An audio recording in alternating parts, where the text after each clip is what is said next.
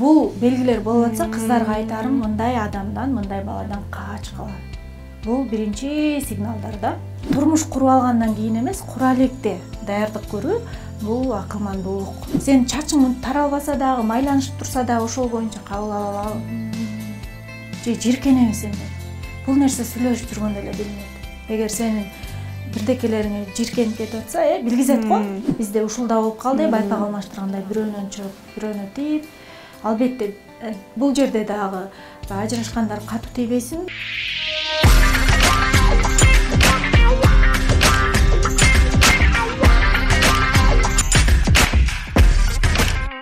Саламатсыздарбы, Борбордук каналдын көрүүчүлөрү, эфирде бизге кызык рубрикасы, аны мен Айтурган Жапаркулова алып барам. Эфир өзү айтып тургандай, бизге кызык рубрикасы, бизге кызыктуу темаларга токтолуп, адистерден кеңешип күтөбүз жана алардан угабыз. Ал эми бүгүн биздин студиянын коногу ким деп турсаңыздар, аялдарга трансформация боюнча ойлорун өзгөрткөн психолог Сейил Калдыбаева. Саламатсызбы? Кош келипсиз. Саламатчылык, рахмат. Алгач эле сизге ыраазычылык билдиребиз, биздин чакыруубузга келип бергениңиз үчүн. Бүгүн биз теманы мындай деп алдык. Төгөйдү кантип тандайбыз жана сенин адамың экенин кантип билебиз? Мына дал ушул суроонун үстүндө жооп издейбиз. Ушул бизге кызык болуп жатат. Сонун абдан актуалдуу темалардын бири. Анткени баарыбыз эле билебиз, жашоодо эки маанилүү тандоо бар. Биринчиси кесип тандоо, андан кийин түгөй тандоо дегендей. Анан көптөгөн жаштарыбыз ушул нерсеге маани бербей эле сүйүүнүн баягы биринчи аябай алып учкан бир толкундар менен үйлөнүп алат дагы, влюбленность деп коет да орусчачы. Любовь эмес, влюбленность, ашык болуп калуу менен үйлөнүп алышат дагы. Анан бир нече убакыт өткөндөн кийин өздөрү баягы сүйүүнүн изин дагы таппай калып, анан бирок кеч болуп калат, үйлөнүп алышкан болот да. Ошондуктан неке куруу негизи эле түгөй тандоо, ошол түгөйүң менен болгон келечектеги жашоого даярдануу бул абдан жоопкерчиликтүү иш жана турмуш куруп алгандан кийин эмес, кура электе даярдык көрүү бул акылмандуулук деп айтмакчымын да. Кантип? Эми кантип, мисалы элементардуу эле, мисалы жаш жигит деп коелу же жаш кыз деп коелу, өзүнүн эмоциясын башкара албаса, мисалы, ачуусун тыя албаса, тону менен иштеше албаса, турмуш кургандан кийин, ооба ысык мезгил аяктагандан кийин турмуш кадимкиге окшош күндөр, түйшүк, наристе келет, жарык дүйнөгө дегендей, кайын жуурт дегендей кыскасы баягы чыныгы жашоо башталганда, адам эгер эмоциясына кожоюндук кыла албаса, ошонун негизинде көптөгөн конфликттер келип чыгат да. Мисалы, ачууланат, тонун көтөрөт, кекетип мокотот. Мисалы, коомдук жайларда деле күбө болуп жүрбөйбүзбү? Кээ бир мырзалар аялдарын коомдук жайда деле кекетип мокотуп, жемелеп сүйлөгөндөрдү көрүп калабыз. Же болбосо ошол эле айымдар ажаандыкка алдырып, балдарына кылган мамилеси, жолдошуна кылган мамилеси, эмоцияңан тарта конфликтти кантип чечиш керек, ошол эле ортодогу баштапкы сүйүүнү кантип багыш керек, кантип сугарыш керек, өчүп калбаш үчүн, муздап калбаш үчүн, бири-бирин терең тааныш керек. Мисалы, психологияда инсандын типтери деген түшүнүк бар. Көбүнчө статистика боюнча жаштар бири-бирин тандаганда ошол типологиясы бири-бирине карама каршы келгендер үйлөнүшөт да. Мисалы, мен өзүмдүн жолдошумду мисал кыла турган болсом, ал көбүрөөк интроверт, көпчүлүктү жактыра бербейт, ага көбүрөөк жалгыздык жагат, жалгыздыктан эс алат, а мен тескерисинче экстравертмин да. Мен конокко барганды жакшы көрөм, ушундай коомдук жерлерде, эл алдында дегендей, көңүлдүн чордонунда жүргөн жагат да. Дагы бир айырмачылыгыбыз бар. Мисалы, мен көбүрөөк чечим чыгарганда жүрөгүм менен жетектелем. Менин жолдошум көбүрөөк акылы менен, логик деп коет аларды, акылы менен жетектелет да. Мен эгер муну билбесем, биле электе, психолог боло электе, мен жолдошумду таш боор, жүрөгү жок деп мындай эсептечүмүн да. Интроверсиясына болсо аябай таң калчумун да, бул кандай адам депчи, элге аралашкысы келбеген. Анан эмнеге сенин досторуң аз десем, мага жетет, сен менин досумсуң деп койчу да. Мисалы, булардын достору дагы ченелүү болот. Экстраверттер, мисалы, достор аябай көп болот, баарын эле дос кыла берет дегендей да. Муну мен эмнени айткым келип атат, көбүнчө биз жар тандоодо өзүбүзгө карама каршы болгон адамды жактырып калабыз. Анткени ал нерсе бизде жок да. Мисалы мен жолдошума турмушка чыккан кезде анын ушул мындай пландап жүргөнүн, баардык оокатка тыккан экенин, акчаны туура колдонгонун, оокатка бүйрөө экенин көрүп, анан жактырып калгам да. Анан менде тескерисинче ал нерселер жок болчу. Көрдүңүздөрбү? Ооба, окшоштор деле баш кошот, бирок статистика боюнча көбүнчө аябай бири-биринен айырмаланып тургандар бири-бирин сүйүп калышат да. Ошондуктан эгер экөө бири-бирин терең таанып алса, анда көптөгөн конфликттин алдын алат, келишпестиктин. Анан ошо мисалы үй бүлө курууга даярдыктагы бир маанилүү нерсе конфликт чечкенди билбейбиз биз. Көбүнчө конфликтке биздин реакция мындай да, же качабыз. Качуу бул ажырашууга алып келет, туурабы? Чечпейбиз, коркобуз. Же болбосо тескерисинче мушташабыз да. Экөө тең туура эмес.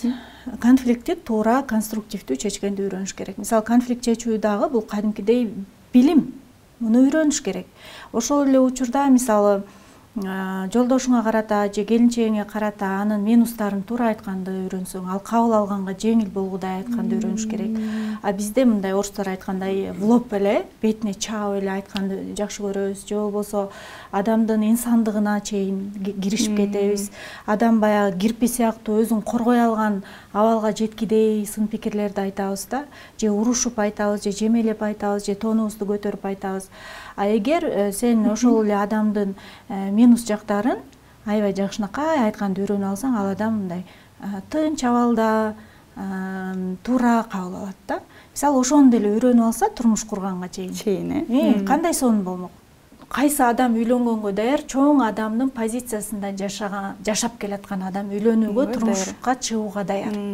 Эгер сен дагы деле баладай болуп, таарынып, сенин бүт проблемаларың үчүн ата-энем күнөөлүү, айла кеткенде Садыр Жапаров күнөөлүү, когом күнөөлүү, аягында Кудай күнөөлүү, тагдыр күнөөлүү десең, кечирип кой, анда сен үй бүлөңдү эзесиң да, аялыңды эзесиң же күйөөңдү эзесиң. Анда үйлөнүштүн дагы турмушка чыгуунун да кереги жок. Анда кое тур, чоң ой, мындай аң сезимдүү жашоону үйрөн. Жоопкерчиликти башка бирөөгө жүктөгөнүңдү токтот, башка бирөөнү күнөөлөгөнүңдү токтот. Анан үйлөнсөң, ошол жашоо ушунчалык даамдуу болот да.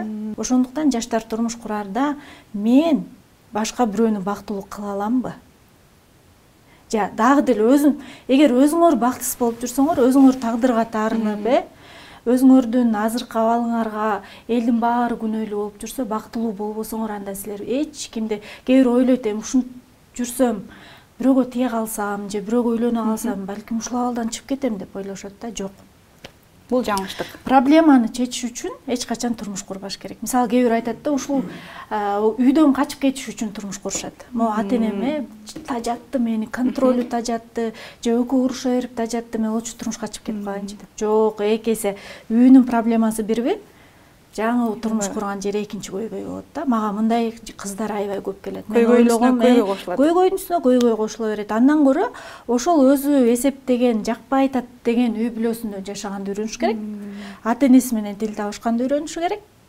Ата-энесин кабыл алганды үйрөнүш керек. Ошондо ал башка үй бүлөдө жашап кете алат да. Демек ал өзүн иштеп чыгыш керек экен. Өзүн өзү даярдаш керек.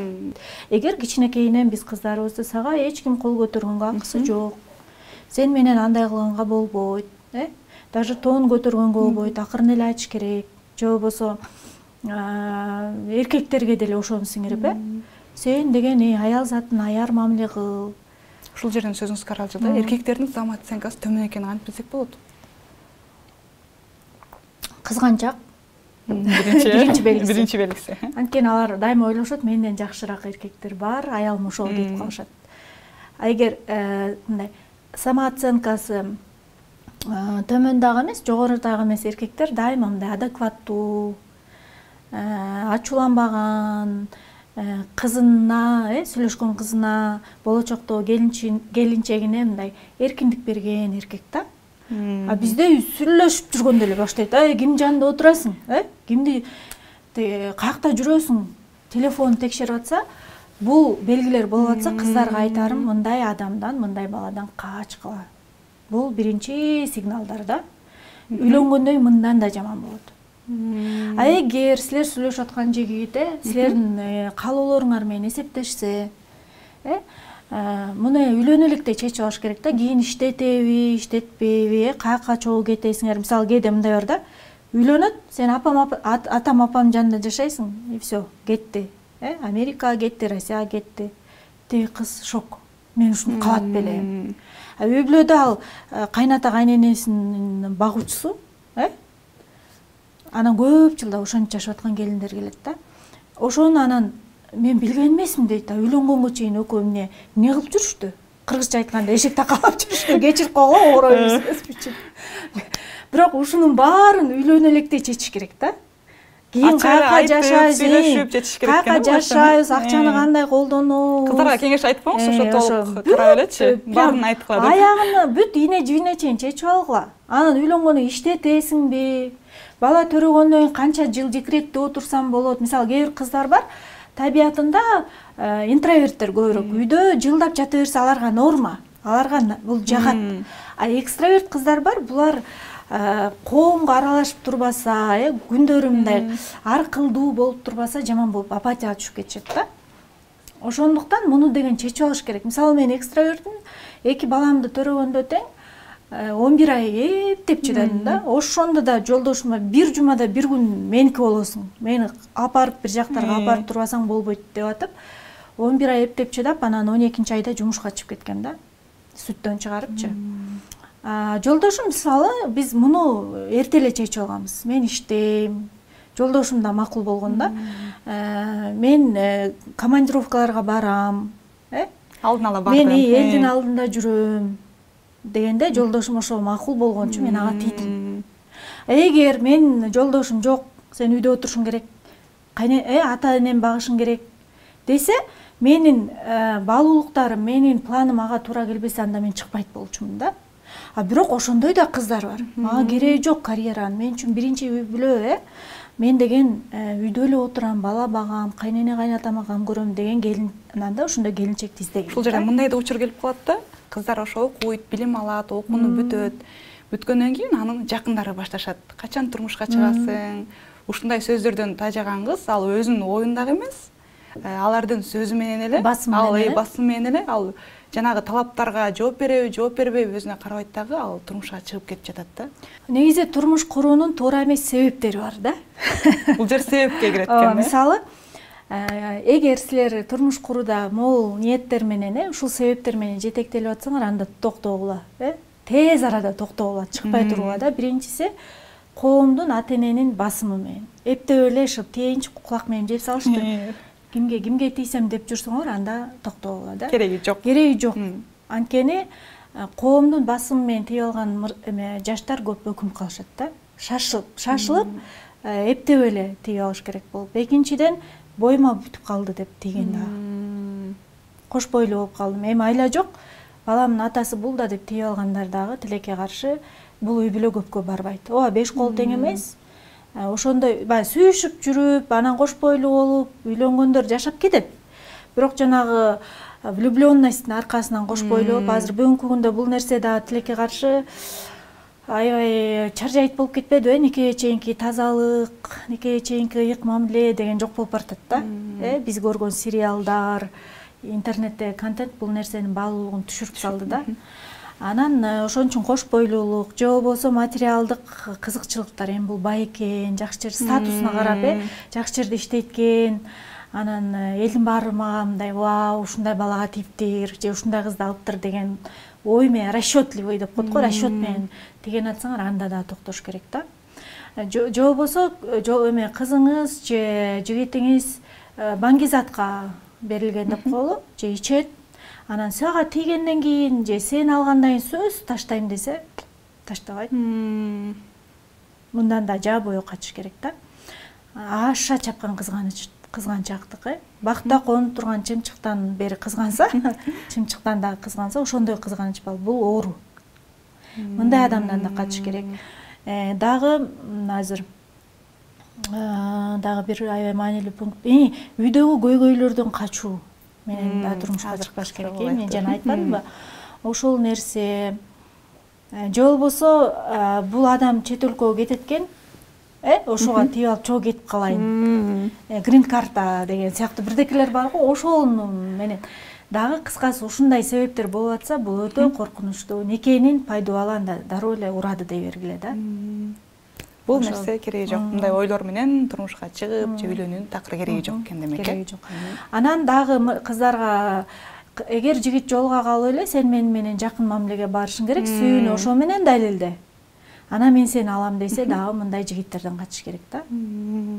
Балким мен азыр угуп аткандар бул эски көз караштагы акта эже деши мүмкүн, бирок мен муну эски көз караш деп айтпайм.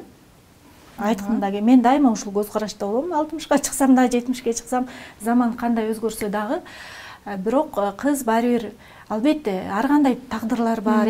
Мен бул жерде кыздарды дагы күнөөлөгүм келбейт, жигиттерди да күнөөлөгүм келбейт, бирок колдон келишинче ушул жагынан да мындай кыз деген кылыктаныш керек, кыз деген мындай табышмактуу болуш керек, ачылып чачылып салат биздин азыркы кыздарчы. Кызыксыз да жигиттер үчүн. А жигиттер табиятында мындай охотниктер да. Алар мисалы сен канчалык мындай жеткиликтүү эмес болсоң, ошончо аркаңан чуркашат. Мындай канчалык табышмактуу болсоң, ошончо сага кызыгышат. Канчалык мен дайыма кызымды тарбиялаганда айтчумун да, недоступная бол. Керек болсо сен жигиттерге мынтип бул жериңен кармаганга да жол бербе. Ошондо сен жигиттердин алдында сыйлуу, барктуу болосуң деп тарбия кулагына куюп келгем. Өзү да айтат да, чын эле деп, мектепти бүткөндөн колледжде окуду. Анан чын эле мисалы мага жигиттер керек болсо сиз айткандай колундагы тамашалап да тийгизе алышпайт. А мисалы менин жанымдагы эле турган кыздарга каалагандай. Керек болсо ич кийиминен бери бизде бир адаттар бар го, тартып, ушунчет дейт да, анан көрдүңбү сен өзүңөн бул, өзүңөн көз каранды деп тарбиялап келип, анан раз турмушка чыкты, санам туруп калды. Жакшы күйөө алалуу болдум. Бул жерде ар бир адамдын, ар бир кыздын өзүнөн. Мисалы мен эркек баламды деле аябай ушул темада мисалы кээде ата-энелердин бир кемчилиги өспүрүм балдар менен ушу сексуалдык мамилелер жөнүндө сүйлөшкөндөн уялышат да. Табу да бул. Ой, уят. Бир жолу мен биринчи кесим журналистмин да, радиодо иштеп жүрүп, анан Блиц маек алган чыгып калдым. Бала каяктан жаралды деген суроого балдарыңызга эмне деп жооп бересиз деп. Суроо узатып калдым. Суроо узатып калсам, өзү билип алат 18ге чыкканда дейт да. Кечирип кол 18де. Муну 90% ата-эне айтып бербейт экен да. Анан 16 жашымда бала менен бул темада ачык эле сүйлөшөм. Айтып бергем, никеге чейинки мамиле курсаңар эмне кесепети болот, кыздарга кандай катуу тиет, ушунун баарын деп төкпөй чечпей айтып бергенде, анан балам бул жагынан мындай кылдат болуп калды. Негизи маалымат бериш керек, а интернетте тилекке каршы орусча извращенный түрдө берет да бул нерсеничи. Ошол эле мисалы балаңардан уялбай эле жашына ылайыктуу энциклопедияларды алгыла, медициналык, ар бир органдын өзүнүн аталышы бар. Мынтип ачып эле, мисалы мына бул эркектин жыныстык мүчөсү, бул аялдыкы, бул жер бала ушул жерде жаралат деген сыяктуу уялбай эле. Ата-эне болсо деп мындай жыныстык тарбия деп коет да муну. Анан турмуш курарда, кура электе дагы ушул нерсе жагынан мисалы кийинки турмуш кургандан кийинки ушул жагын, ушул жашоонун ушул сферасында кадимкидей үйрөнүш керек да, өзүн даярдаш керек. Кээ бир кыздар биринчи түндөн психологиялык травма жарата алып калышат. Эркектер билбейт, көбүнчөсү билбей эле кызды мен аялым болдум да деп кыздын денесиндеги өзгөчөлүктөр менен, коркунучтар менен эсептешпей эле мажбурлап койгон учурда кызда жарат болуп калат да, бул өмүр бою экөөнүн сексуалдык мамилесине терс таасирин тийгизет да. Ошондуктан эки жаш тең бири-бирин даярдап, бул жагынан да кадимкидей биринчи түндү кандай өткөрүш керек деген сыяктуу темаларды окуп эле, анан бул нерсени жакшы өткөргөн жакшы да. Ошол уялбай эле бардык жактан бул жактан маалыматтуу болуш керек. Азыр мен ишенип турам, комментарийге дагы бир караңгы сөздөр жазылат, бирок эми алардан коркот белем дегендей да. Ачык эле айтам, негизи көнүп эле калдым окшойт буларга ошол. Жакшы, абдан жакшы. Анан бул адамдын жашоосу бир жол сыңары деп коет го, жолго чыккандачы, жолго чыкканда жолоочу жолугат экен.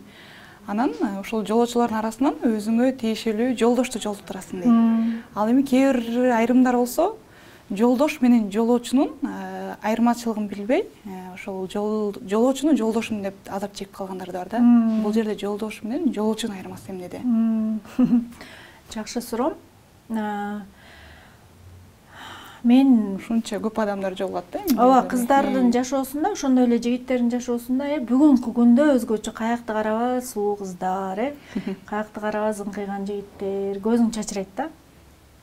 Анан чогуу жүргөндө жактырып калуулар болот. Билбейсиң да, бул убактылуу жактырып калуу же чын эле ушул менин адаммбы деген. Бирок эгер биз интуиция деп коет го. Интуициянын ички туюм, анан абир бул жаратуучудан берилген нерсе да.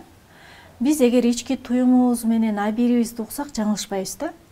Анан ички туюмда баары бир үн болот да, бул сенин адамың деген. Ооба, бул биринчи. Сенин адамың, мисалы мен жолдошум айткат да, сени көргөндө эле балдарымдын апасы деген ички туюм болгон депчи. Даже аялың эмес, балдарымдын апасы болот деген. Анан экинчиден бир сенин адамың экенин кантип билесиң? Жан дүйнөңдө тынчтык болуш керек. Ошол адамдын жанында.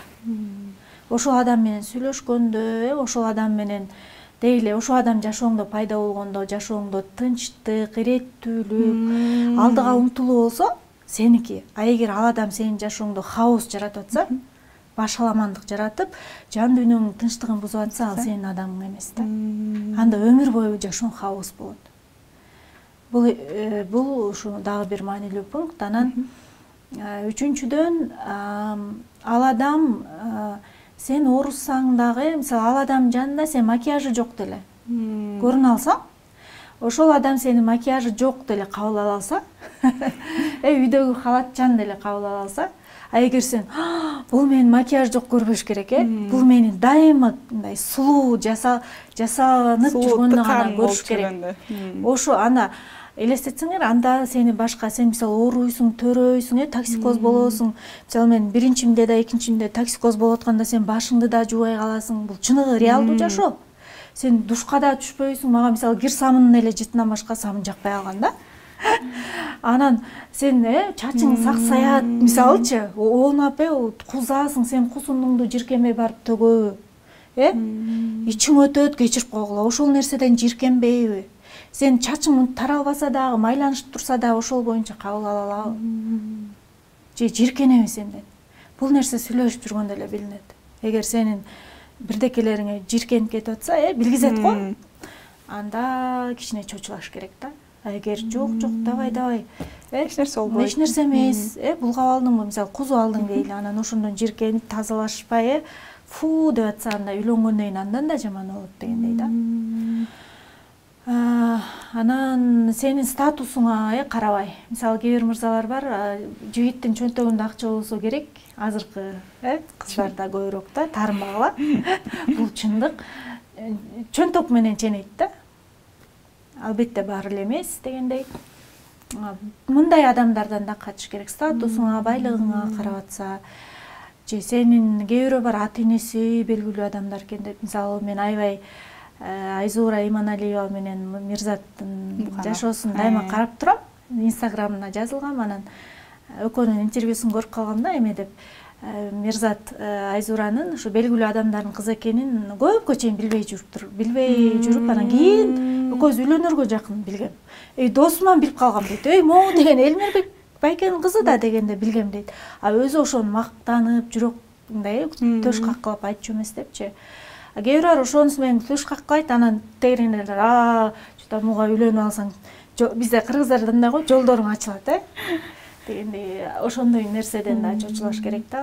Эгер сиз белгилүү адамдын же бизнесмендин кызы же уулу болсоңуз, муну айтпай деле койгонуңуз жакшы да, текшериш үчүнчү. Абдан жакшы жооп болду.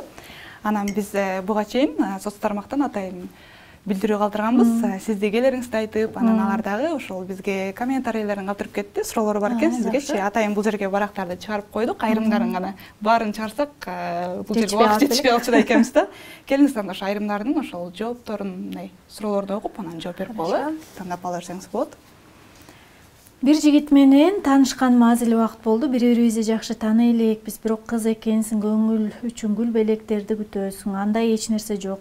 Сараңбы деп кетем. Не кылышым керек? Мамиледе белек бекчек маанилүү же улантып сүйлөшө беришим керекпи? Аябай сонун суроо. Мындай болушу мүмкүн. Сараң да болушу мүмкүн. Бирок аны дагы текшерсе болот.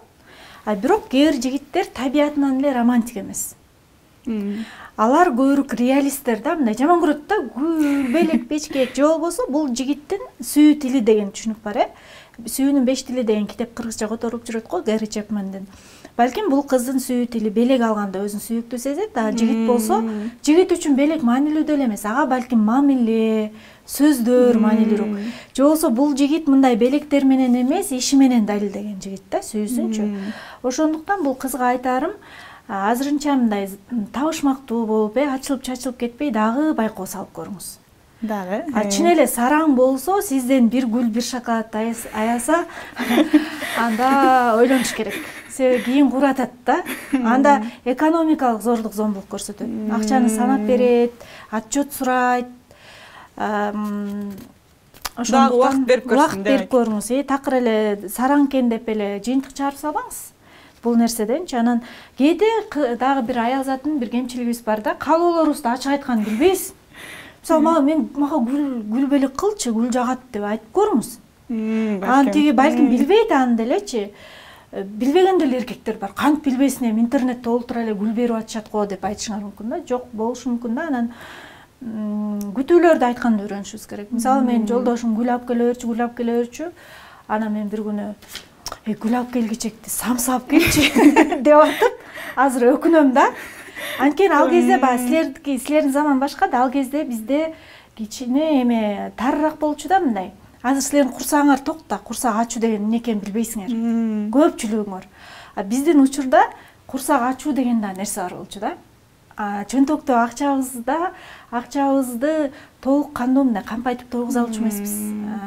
Анан ошол кезде ошол абал ушундай болуп калган. Анан болочокто жолдошум айтчумун да, гүл алып келгичекти самсы же колбаса көтөрө келчи десем, ал макул деп.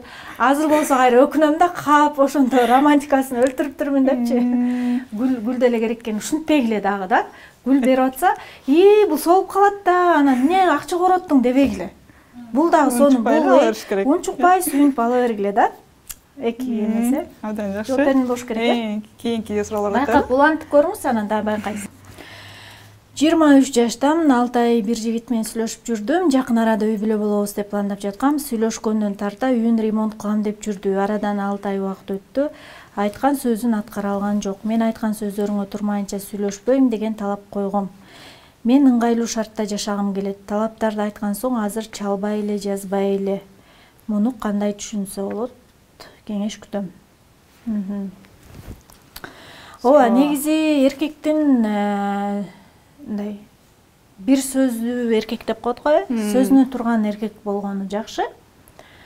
Кээ бир эркектер бар, сөзү менен жыргатат, аябай жыргатат, иш жүзүнө келгенде жок да.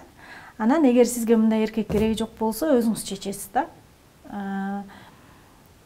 Бир сүйлөгөн эркектер бар, айтты кылат. Эгер кыла албай калса дагы айтат да, мен азыр кыла албай калдым. Кичине убакыт берчи деп айтат. Албетте дайыма идеалдуу боло бербейт да. Чынчыл болсо сиздин алдыңызда, мисалы, мындай үй ремонт кылалык дедик элек, анан акчабыз жетпей калды, же болбосо биз ойлогондой 6 айда бүтпөй калды, кичине шартка түшүнө турчу, дагы убакыт берчи деп мындай чынчылдык менен айтып атсам, сиз такыр эле принципиально, мен всё деп туруп алсаңыз да, кичине бул жигиттер чочутат да. Кичине гибкая да болуш керек, мындай икемдүүрөөк келишибиз керек да. Ошон үчүн анан ыңгайлуу жашагым келет деген каалооңуз бар экен. Бул нерсе эгер сизге маанилүү болсо, анда ыңгайлуу жашоону берген жигитти күтөсүз, айла жок. Мисалы, билбейм, биздин учурда деп баштайынчы. Жана апаларыбыз айткат го, биздин учурда дегендей ыңгайлуулукту карабай эле тийип алчу элек. Анан чогуу ыңгай жаратканбыз да. Та бир суроо алайын. Жашым 26-да окуу жайды бүтүрдүм, дипломум бар, учурда кесибим менен иштейм. Жигиттер көп эле чуркайт, өзүмдүн адамым эмес болгондуктан жөн эле убакыт өткөргүм келбейт. Бул жакшы. Бирок жакындарым талоого алып баштады. Качан барбайын же телефон менен сүйлөшпөйм, качан турмушка чыгасың, убакытың келип калды, чык деген сөз. Тажап кеттим бул сөздү кое берип, жакындарым менен сүйлөшкүм келбей кача баштадым. Да, кыргыздарга тиешелүү, алардын басымы менен турмушка чыкпаңыз, өзүңүздүн адамыңызды күтүңүз. Анан бизде кара далы, түшүнүктөр айрым. Анан могу жашка чейин чыгыш керек дегендерге мен кошулбайм. Ар бир адамдын өз учуру бар, эптеп эле турмуш куруп алуу эмес. кеч болсо дагы, аз болсо да аз жашаш керек да. Кеч болсо дагы татыктуу, өзүңүзгө жаккан, жүрөгүңүздүн адамын таап, мисалы мен тааныштарым арасында 30-унда чыккандар бар, 40-ында чыккандар бар. Кеч чыкса дагы эме мындай жакшынакай турмушта жашап атышат да. Ошондуктан жакындарыңызга бир күнү олуттуу айтыңыз. Бул сөздү токтотпосоңор, мен силердин үйүңөргө келбейм, силер менен катышпайм. Токтотпа деп. Антпесе, бизде убакыт барбы да бир суроо калыптыр. Же болду. Макул. Тааныштырбай. Акыркысында. Бул аябай кыска нуска жооп экен. Бир нускада жооп берип койсоңуз болот экен. Кайра жок болуп кетет. Демек бул жигит өзүнүн чечимине толук ишенимдүү боло элек жигит да. Сиз анын жубайы, сизди жубай катары көрө элек жигит деп эле айтат элем да. Экан жогон. Ошондуктан буга таарынбай эле коюңуз, анан өзүңүздүн самооценкаңызды бул нерсе менен ченебеңиз. Болгону жигит же чечкинсиз жигит да. Сизге мындай өзүңүзгө тиешелүү катары кабыл албаңыз дегеним да. Жакшы, каттын ээлери өзүнө алгылыктуу жоопту алды деген ишеничтебиз. Ал эми биздин дагы убакыт соңуна чыгып бара жатат. Келиң, сизге эркин микрофон берели.